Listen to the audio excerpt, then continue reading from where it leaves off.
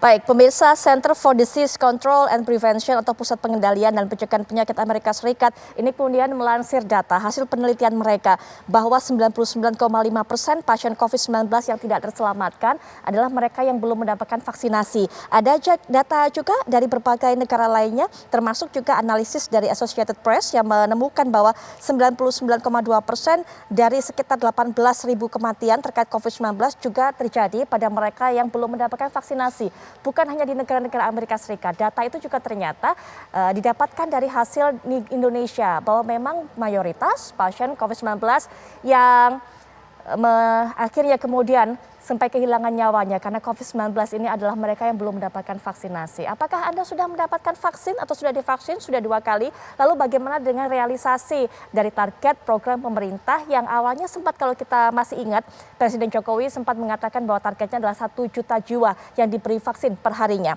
Untuk bisa membahas hal ini sudah hadir para narasumber bergabung, baik yang itu datang langsung ataupun juga bergabung lewat daring. Sudah hadir tentunya Dr. Danadi Sosrosumiharjo selaku psikiater yang nanti juga akan memberikan pandangannya bagaimana orang-orang ini kemudian bisa terdorong untuk bisa melakukan vaksin. Assalamualaikum warahmatullahi wabarakatuh. Selamat malam. Waalaikumsalam warahmatullahi wabarakatuh. Baik, dan juga sudah bergabung dengan kita via daring Dr. Mas Dalina Pane dari Satgas COVID-19. Assalamualaikum warahmatullahi wabarakatuh. Selamat malam Bu Mas Dalina. Waalaikumsalam, selamat malam Mbak Putri. Baik. Selamat Baik. Ya, Bu Mas Dalina, kalau kita waktu itu sempat mendengar ada target secara jumlah dari pemerintah dalam per hari memberikan 1 juta jiwa vaksin. Apakah realisasinya memang saat ini bisa terpenuhi, dokter? Iya, itu yang menjadi PR besar kita. Dari 1 bulan ini, kalau kita lihat hanya 3 hari saja yang melewati 1 juta. Itu pun ditambah dengan dosis kedua ya. Jadi dosis pertama ditambah dosis kedua. Ini masih menjadi PR bagi kita, terutama untuk konsistensi dalam mencapai target. Tetapi yang terpenting dari itu semua tentu ketersediaan vaksin.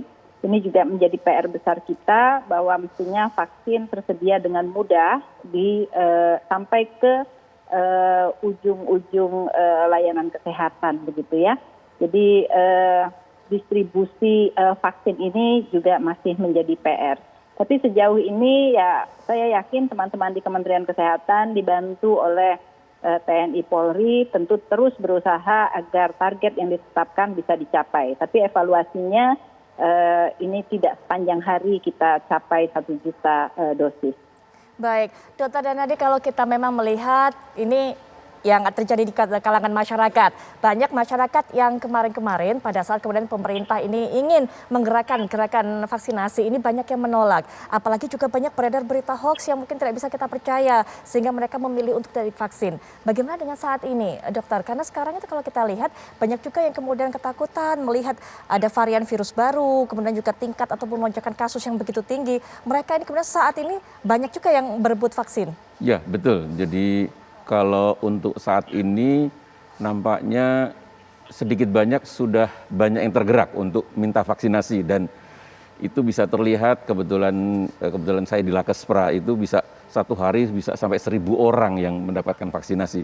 Artinya di situ bahwa saat ini sudah cukup melek tentang apa gunanya vaksinasi. Kalau Mbak Putri, kalau kebetulan Mbak Putri nonton Wimbledon atau nonton Euro kemarin, itu akan bertanya, mengapa mereka tidak pakai masker? Saya juga ditanya teman-teman bahwa mengapa terjadi seperti itu.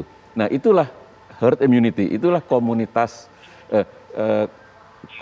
yang bisa kebal karena adanya vaksinasi dalam komunitas yang lebih dari 70%.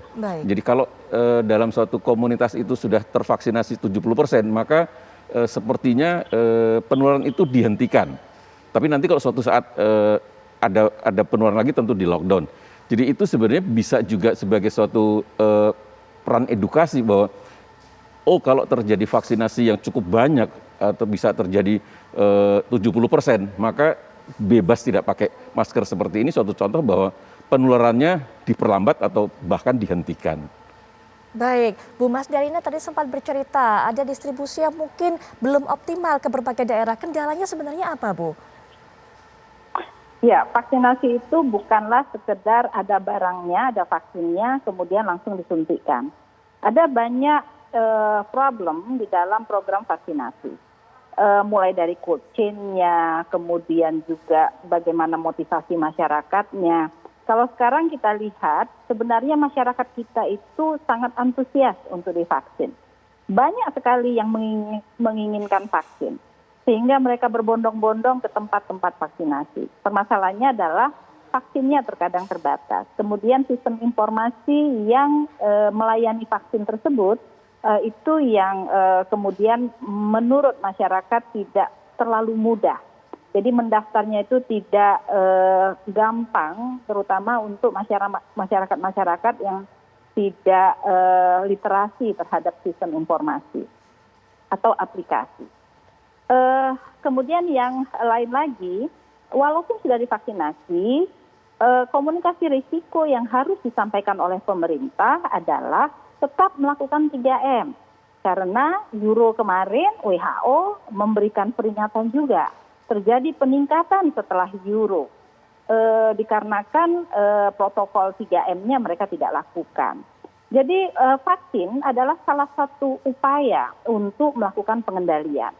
Vaksin itu upaya untuk melindungi individu terhadap infeksi, terutama kalaupun dia terinfeksi kondisinya tidaklah berat atau kritis. Tetapi 3M-nya harus tetap dilakukan, jangan sampai dilupakan. Karena apa? Karena setiap jenis vaksin efikasinya berbeda-beda. Masih selalu ada risiko di mana vaksin tersebut sekian persen tetap tidak begitu efektif pada seseorang. Misalnya Sinovac efikasinya 65,7%. Artinya masih ada 30% di antara kita yang kemungkinan akan tetap terinfeksi kalau kita tidak menjaga protokol kesehatan. Tapi setidaknya begitu divaksin, mudah-mudahan gejala yang sampai kalau kita terinfeksi tidaklah menjadi berat atau apalagi menjadi kritis. Jadi itu poinnya. Pengalaman teman-teman di lapangan terhadap program vaksinasi ini sudah puluhan tahun. Baik. Jadi mereka sudah sangat mengerti sekali apa yang jadi masalah di lapangan. Baik. Jadi memang keterlibatan kita semua itu harus diperkuat dalam program vaksinasi ini. Iya. Nah, jangan sampai pemerintah kehilangan momentum ketika masyarakat antusias ingin divaksin, tapi kemudian vaksinnya tidak tersedia. Baik. Suatu saat mereka menjadi patah hati.